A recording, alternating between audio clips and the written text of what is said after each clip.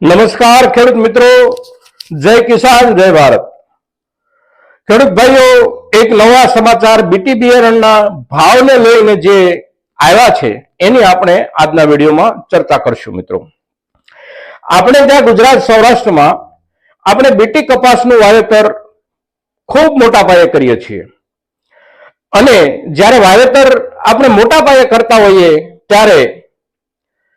કોઈ પણ વાવેતરમાં બિયારણ એ સૌથી અગત્યની જરૂરિયાત અને અગત્યનો મુદ્દો હોય છે। બાકીની તમામ સારવાર સાર સંભાળ કે બાકીની તમામ વ્યવસ્થાઓ સારા બિયારણની સાથે જોડાય તો પરિણામ ખૂબ સારું મળતું હોય છે, પણ ક્યારેક આપણે બિયારણમાં છેતરાઈ જઈએ અગર તો બિયારણ આપણને જેવું જોઈએ છે એવું ન મળે બજારમાંથી અને ન છૂટકે આપણે નબળું બિયારણ ઉપયોગમાં લેવું પડે તો આપણું વર્ષ ફેલ પણ જતું હોય છે। મિત્રો, આપણે બીટી કપાસનું વાવેતર જ્યારથી કરતા આવીએ છીએ, લગભગ 22 વર્ષથી આપણે બીટી કપાસનું વાવેતર કરીએ છીએ, કારણ કે બીટી કપાસના બિયારણને માન્યતા મળી 2002માં, એટલે અત્યારે એને 22 વર્ષ જેટલો સમય થઈ ગયો છે। બીટી શબ્દ આપણે વાપરીએ છીએ અને જ્યાંથી ખરીદીએ ત્યાંથી આપણને બીટી બિયારણ એવું કહેવામાં આવે છે, પણ વાસ્તવમાં જે માન્યતા પ્રાપ્ત બીટી બિયારણ છે એને માટે સમગ્ર વિશ્વમાં, ભારતમાં નહીં સમગ્ર વિશ્વમાં માત્ર એક જ કંપની છે અને એ કંપનીનું નામ છે મોન્સાન્ટો કંપની। મોન્સાન્ટો કંપની એ અમેરિકન મલ્ટીનેશનલ છે અને બીટી બિયારણને સમગ્ર વિશ્વમાં વેચવા માટેની એની એકની જ પાસે પેટન્ટ છે અને એટલે બાકીના કોઈ પણ બિયારણ ઉત્પાદકો હોય એ મોન્સાન્ટો કંપની સાથે કોલેબોરેશન કરી અને મોન્સાન્ટો કંપનીની જે વેપારી બ્રાન્ડ છે, ટ્રેડમાર્ક જે છે, એ ટ્રેડમાર્કનો ઉપયોગ કરી અને બીટી બિયારણ ખુલ્લા બજારમાં વેચી શકે છે। બીટી બિયારણ જે આપણે વાપરીએ છીએ અને એની જે માર્કેટ પદ્ધતિ છે એ પ્રમાણે બીટીનો ટ્રેડમાર્ક છે બીજી, અર્થાત બોલગાર્ડ 1 અને બોલગાર્ડ 2, આ પ્રમાણે આપણે એનો વપરાશ કરીએ છીએ। બોલગાર્ડ 1 જે છે એ પહેલા સ્ટેજનું છે, બોલગાર્ડ 2 જે છે એ બીજી પેઢીનું બિયારણ છે। પહેલી પેઢીનું જે બિયારણ છે એના ભાવ અને બીજી પેઢીનું એટલે કે બોલગાર્ડ 2 જે છે એના ભાવ, આ બંનેના ભાવ કેન્દ્ર સરકાર દર વર્ષે સિઝન પહેલા એટલે કે ફેબ્રુઆરીના અંતથી લઈ અને માર્ચ મહિના સુધીમાં એના ભાવો નક્કી કરતી હોય છે અને સમગ્ર દેશમાં એ એક ભાવથી એનું વેચાણ થતું હોય છે। ઘણી વખત આપણે ખૂબ ઊંચો ભાવ પણ આપતા હોઈએ છીએ બિયારણનો, પણ એ જે ભાવ આપણે વધારે આપીએ છીએ એ માત્ર ને માત્ર આપણે બેક ચેનલથી આપતા હોઈએ છીએ। બેક ચેનલથી જે આપણે ભાવ આપતા હોઈએ છીએ એ અલગ પ્રકારનો ભાવ હોય છે, કારણ કે જે બિયારણ કે જે વસ્તુ આપણા ખેતરમાં કે આપણા પાસ પડોશીના ખેતરમાં સારું ઉત્પાદન આપણે જોયું હોય અને એને મેળવવા માટેના પ્રયાસ કરવા માટે આપણે ક્યારેક ક્યારેક વધારે ભાવ આપતા હોઈએ છીએ।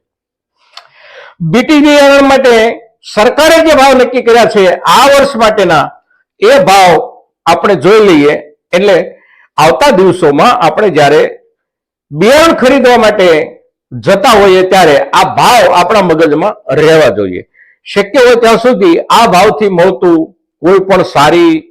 કંપનીએ બનાવેલું બિયારણ આપણે ખરીદવાનું છે। બનાવનારી કંપનીઓ સેંકડો છે, પણ એનો ટ્રેડમાર્ક જે મળે છે એ માત્ર ને માત્ર મોન્સાન્ટો કંપનીને મળે છે અને મોન્સાન્ટો કંપનીએ પોતે જે કંપનીઓ પાસે બિયારણો તૈયાર કરાયા હોય એ કંપનીઓને પોતે પોતાનો લોગો આપે છે અને એ કંપનીઓ માર્કેટમાં પોતાનો માલ વેચતી હોય છે, જે આપણને ખૂબ બધા જુદા જુદા નામોથી બજારમાં મળતું હોય છે। બીટી 1 જે છે, જેને બીજી 1 આપણે કહીએ છીએ, એ બીજી 1 જે બિયારણ છે એનો આ વર્ષનો ભાવ 635 રૂપિયા સરકારે નક્કી કર્યો છે અને બીજી 2 જે છે એનો ભાવ સરકારે 864 રૂપિયા નક્કી કર્યો છે। આપણને આ ભાવથી બજારમાં આ બિયારણ કાયદેસર રીતે મળી શકે છે। જ્યારે બિયારણ ખરીદવાનો કે વાવેતરનો સમય આવે ત્યારે આપણે ઘણી વખત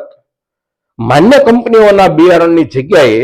આપણી આસપાસના ખેડૂતોએ તૈયાર કરેલા બિયારણો પણ આપણે ખરીદી અને વાવતા હોઈએ છીએ. અને એ વાવેતર કરવાની સાથે આપણી કેટલીક સ્થાનિક જરૂરિયાતો જોડાયેલી હોય છે.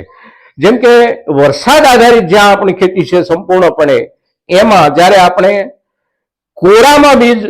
ચોપતા હોઈએ છીએ ત્યારે આપણને સતત એક ભય લાગતો હોય છે કે વાવણીનો પહેલો વરસાદ બીજ ઉગી જાય અને છોડ ઉછળી જાય એટલો સક્ષમ હશે કે અધકચરી વાવણી રહેશે. તો મોટા ભાગે આપણે અધકચરી વાવણીનો એકાદ વખત તો અનુભવ કરતા જ હોઈએ છીએ અને તેથી આપણું બિયારણ અધકચરી વાવણીના કારણે ફેલ જતું હોય છે. હવે જ્યારે આવી ફેલ જવાની શક્યતાઓ વધારે હોય છે ત્યારે આપણે સ્થાનિક બિયારણોનું વાવેતર વધારે કરતા હોઈએ છીએ. પણ જે વિસ્તારમાં અગર તો જે ખેતરવાડીમાં પાણીની સુવિધા હોય અને પિયતાથી અને આપણે બિયારણ ઉગાડવાનું હોય એવા ખેતરમાં આપણે માન્ય કંપનીનું BG2 બિયારણ વાપરવાનો આગ્રહ રાખશું તો